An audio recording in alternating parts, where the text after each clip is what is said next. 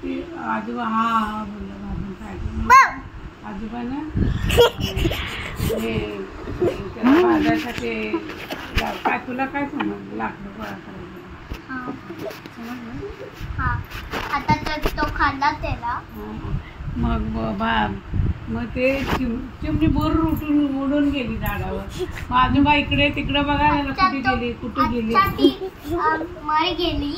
वर गेली बसली जाऊन झाडाला आजोबाला फसवलं ना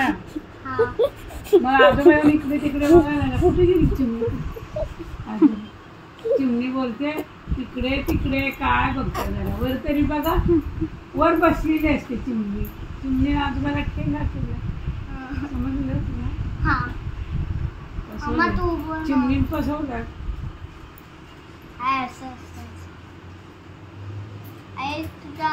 तुला समजलं का तुला मराठी समजलं का समज तुझं कधी कधी असं होतं आणि असं होतं तुझं असं उलटा होतं